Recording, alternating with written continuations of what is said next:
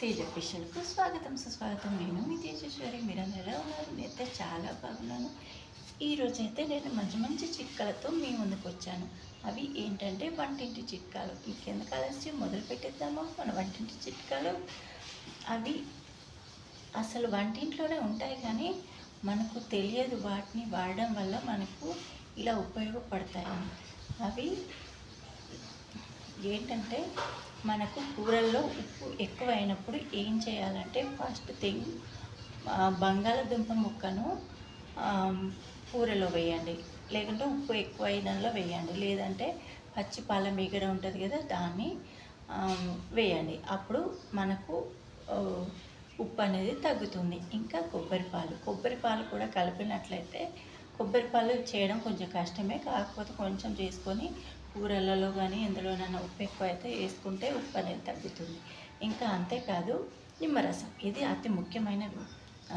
ఇది నిమ్మరసం మనం ఎందులోనైనా ఉప్పు ఎక్కువ అయితే వేస్తే టేస్ట్తో పాటు చాలా బాగుంటుంది, మీకు బాగా నచ్చుతుంది. ఇంకా ఏంటంటే మనకు కారం ఎక్కువ అవుతుంది కదా, కారం ఎక్కువ అయితే ఏం చేయాలంటే ఏం లేదు, కొంచెం నూనె కానీ నెయ్యి కానీ మన ఇంట్లో ఉంటుంది కదా దాన్ని కొంచెం కలపండి, అప్పుడు కారం అనేది తగ్గుతుంది. మంచి చిట్కా కదా. ఇంకో చిట్కా చూద్దాం. మనం బియ్యం తెస్తూ ఉంటాం, అందులో లక్క పురుగులు, తెల్ల పురుగులు, ఇతర రకాల పురుగులు పడుతుంటాయి. పప్పు తెచ్చినా కానీ అసలు ఈ సమస్య అనేది ఎక్కువగా ఉంటుంది. అలాంటప్పుడు ఏం చేయాలంటే 2 బిర్యానీ ఆకులను పప్పు డబ్బాలో కానీ లేకపోతే బియ్యం డబ్బాలో కానీ వేయండి. లేదనుకోండి, అంటే అవి లేవనుకోండి, వేపాకులను ఎండు వేపాకులు ఉంటాయి కదా అవి తీసుకొచ్చి కలపండి. అవి కూడా లేవనుకోండి, మన ఇంట్లో ఎండుమిరపకాయలు ఉంటాయి.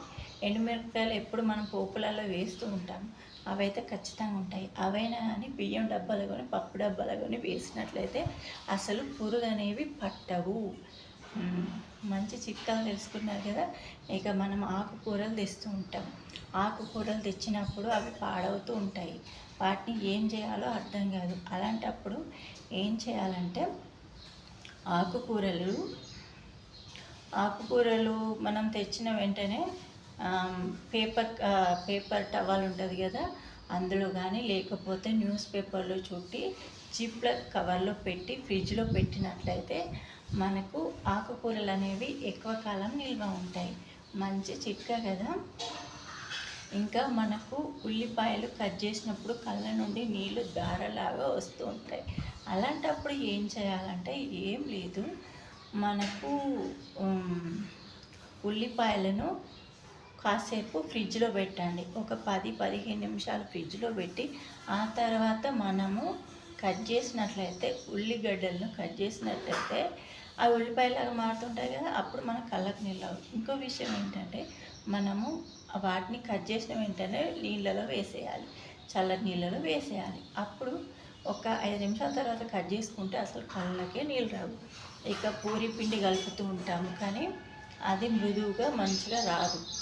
అలాంటప్పుడు ఏం చేయాలంటే పూరి పిండిని కాసేపు ఫ్రిడ్జ్లో పెట్టండి, ఫ్రిడ్జ్లో పెట్టి ఆ తర్వాత మనము పూరీలను చేసినట్లయితే అవి నూనె పీల్చుకోవు, అసలు నూనె అనేది పీల్చుకోకుండా కరకరలాడుతూ వస్తాయి, చాలా బాగుంటాయి.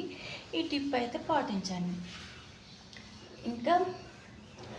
ఇంకా ఏంటంటే మన ఇంట్లో చీమలు బొద్దింకలు తిరుగుతూ ఉంటాయి, వంటింట్లో కానీ మన ఇంట్లో కానీ అవి తిరుగుతూ ఉంటే మనకి ఏం చేయాలో అర్థం కాదు. అలాంటప్పుడు ఏం చేయాలంటే బొద్దింకలు ఉన్న చోట మనము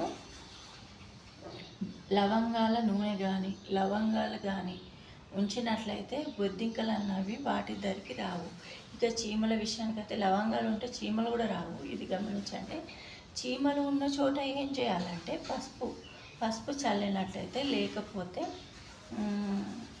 చాక్ పీస్ పౌడర్ను చల్లినట్లయితే చీమలు ఇంట్లోకి రాకుండా ఉంటాయి. ఎంత బాగుందో కదా చిట్కాలు. ఈ చిట్కాలు అనేవి రోజు పాటించండి.